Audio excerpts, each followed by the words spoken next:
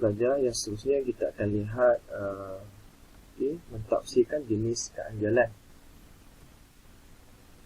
Keanjalan harga permintaan boleh dibahagikan kepada anjal dan tak anjal. Di sini kolom di sebelah kiri kita adalah permintaan anjal, di sebelah kanan kita adalah permintaan tak anjal.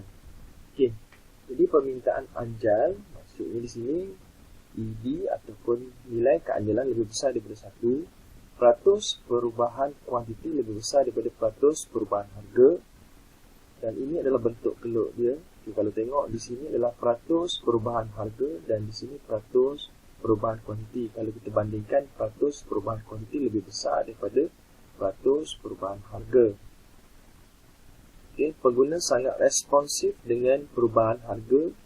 Responsif ni pengguna sangat memberi tindak balas terhadap perubahan harga. Contohnya, jika harga turun 5%, kuantiti diminta lebih daripada 5%. Maksudnya harga turun sikit sahaja, kuantiti diminta meningkat lebih daripada 5%. Contohnya, barang mewah ataupun barang perkinangan.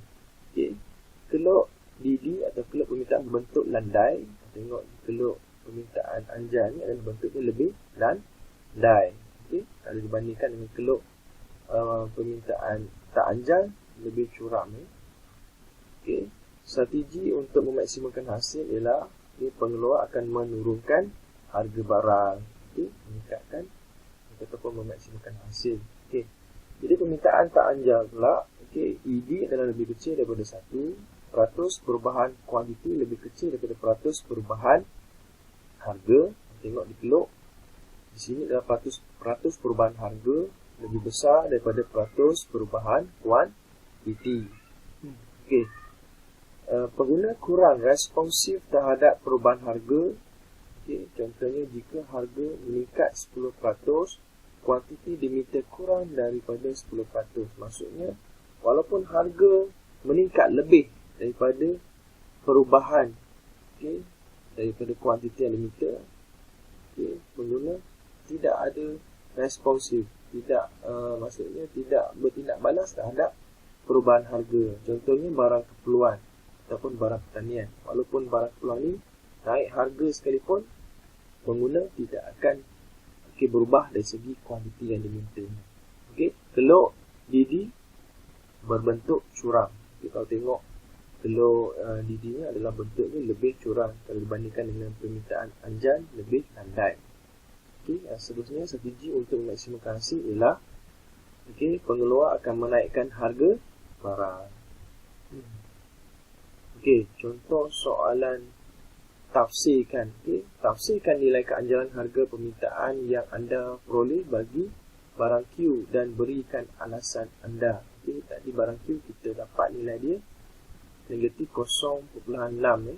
Jadi nilai keanjalan harga permintaan adalah kurang daripada 1. Maksudnya permintaan barang Q tak anjal. Sebab apa? Kurang daripada 1. Dan yang jawapan yang ketiga, peratus perubahan harga adalah lebih besar daripada peratus perubahan kuantiti. Dan apabila harga meningkat sebanyak 1%, kuantiti diminta akan menurun sebanyak 0.5%. Barang Q adalah barang pertanian ataupun barang keperluan. Ini adalah barang pertanian untuk permintaan tak anjal. Jadi bentuk keluk adalah curang. Curang. Baiklah pelajar, yang seterusnya kita akan lihat hubungan keanjalan harga permintaan dengan jumlah hasil. Hubungan keanjalan harga permintaan dengan jumlah hasil. Jumlah hasil ialah pendapatan yang diterima oleh pengeluar daripada perbelanjaan yang dibuat oleh pengguna terhadap barang yang dijual. Oleh itu, jumlah hasil adalah sama dengan jumlah perbelanjaan pengguna. Firma boleh mempengaruhi jumlah hasil dengan mengubah harga berdasarkan keadaan keanjalan sesuatu barang yang ditawarkan. Maksudnya di sini bahawa firma boleh tentukan berapa jumlah hasil yang mereka peroleh dengan mengubah harga sesuatu barang. Jadi untuk mendapatkan jumlah hasil, formulanya adalah jumlah hasil sama dengan kuantiti darab dengan harga. Okey. Di sini kita lihat yang seterusnya adalah permintaan anjal dan juga permintaan tidak anjal. Okey. Jadi firma perlu menurunkan harga barang tersebut dan ia akan menyebabkan peningkatan dalam jumlah hasil dan sebaliknya. Okey.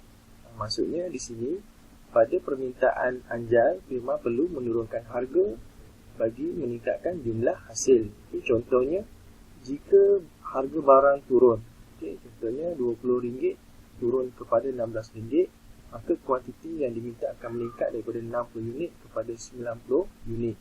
Jadi bagaimana keanjalan permintaan mempengaruhi jumlah hasil pengeluar? Okey, kita tengok pengiraan untuk keanjalan. Okey, 90 ialah kuantiti baru tolak dengan kuantiti asal iaitu 60 bahagi dengan kuantiti asal darab dengan harga asal iaitu RM20. Okey, per ataupun bahagi dengan 16 iaitu harga baru tolak dengan harga asal iaitu RM20. Maka keanjalannya adalah negatif 2.5 adalah nilai ini adalah besar daripada 1 adalah nilai dia adalah anjal. Okey, didapati nilai ED atau keanjalan adalah besar daripada 1 barang anjal. Penurunan harga yang sedikit akan menyebabkan peningkatan dalam jumlah kuantiti diminta lebih besar. Kesannya jumlah hasil akan meningkat. Okey, tengok permintaan tidak anjal. Okey, tak anjal. Okey, firma perlu meningkatkan harga barang tersebut dan ia akan menyebabkan peningkatan dalam jumlah hasil dan sebaliknya. Maksudnya di sini kalau permintaan tak anjal, firma perlu meningkatkan harga barang untuk meningkatkan jumlah hasilnya. Okey, contohnya jika harga barang naik, okey, maksudnya daripada RM40 kepada RM72 dan harga akan jatuh daripada 100 unit kepada 80 unit. Okey, bagaimana keanjalan permintaan mempengaruhi jumlah hasil pengeluar? Okey, kita akan tengok pengiraan bagi keanjalan harga permintaan. 80 adalah kuantiti baru tolak dengan 100 kuantiti asal bahagi dengan kuantiti asal darab dengan harga asal iaitu 40 per ataupun bahagi dengan 72 harga baru tolak dengan harga asal, maka nilai keanjalan harga permintaan adalah negatif 0.25.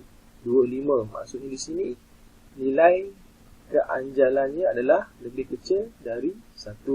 Okey, barang tersebutlah tak anjal. Peningkatan harga yang menyebabkan penurunan.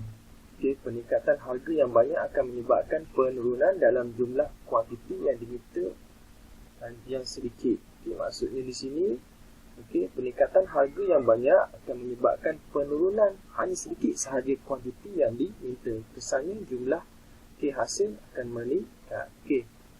Okey, jadi kita akan tengok bukti dia. Okey, kalau tengok tadi, kalau permintaan anjal, jumlah hasil sama dengan RM20 darab dengan 60 sama dengan 1,200. Okey, jumlah hasil yang baru iaitu RM16 darab dengan 90 unit sama dengan RM1,440. Okey, jadi berlaku pertambahan jumlah hasil. Okey, iaitu 1,440 tolak dengan RM1,200, maka sebanyak pertambahan hasil sebanyak RM240. Jadi kesimpulannya di sini, bagi barang yang permintaan anjal, penurunan harga barang akan menyebabkan jumlah hasil akan meningkat. Okey. Jadi kita tengok pula permintaan tak anjal. Buktinya jumlah hasil asal sama dengan RM40 darab dengan 100 sama dengan RM4,000. Okey, jumlah hasil baru sama dengan RM72 darab dengan 80 unit sama dengan RM5,760. Okey, berlaku pertambahan jumlah hasil. Okey, RM5,760 Malaysia tolak dengan RM4,000 Malaysia. Jadi sama dengan berlaku pertambahan jumlah hasil iaitu RM1,760 Malaysia. Kesimpulannya di sini, bagi barang yang permintaannya tak anjal, kenaikan harga barang akan menyebabkan jumlah hasil meningkat. Okey. Tengok pula bagaimana strategi pengeluar untuk meningkatkan jumlah hasil. Okey, ini contoh soalan. Okey, maklumat berikut berkaitan dengan barang M. Okey, harga barang M meningkat daripada RM4 kepada RM8 menyebabkan kuantiti diminta berkurang daripada 800 unit kepada 300 unit. Okey, hitungkan nilai keanjalan harga permintaan bagi barang M. Okey, jadi kita akan kira dulu nilai keanjalan. Kita akan masuk dalam formula ini yang seperti yang saya sebut sebelum ni. Okey. Jadi 300 iaitu adalah kuantiti baru tolak dengan kuantiti asal 800 bahagi dengan kuantiti asal. Okey, iaitu harga P0 adalah harga asal iaitu RM4. Okey, bahagi ataupun per RM8.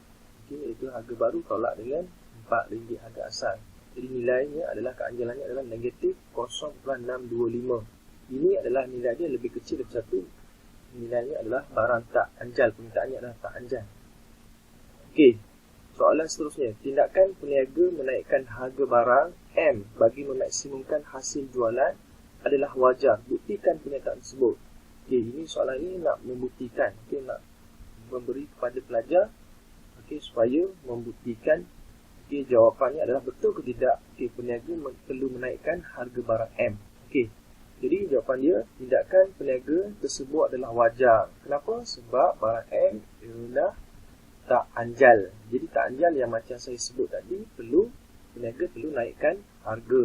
Maka pengeluar perlu menaikkan harga barang untuk memaksimumkan hasil. Jadi jumlah hasil akan meningkat. Jadi sebanyak RM800. Ini adalah markah yang diperolehi oleh pelajar. Buktinya perubahan hasil. Jumlah hasil asal kita tengok RM4 darab dengan 800 unit.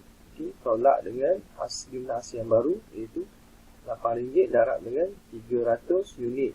Jadi RM3,200 tolak dengan RM2,400, maka berlaku perubahan hasil sebanyak pertambahan hasil ni sebanyak RM800.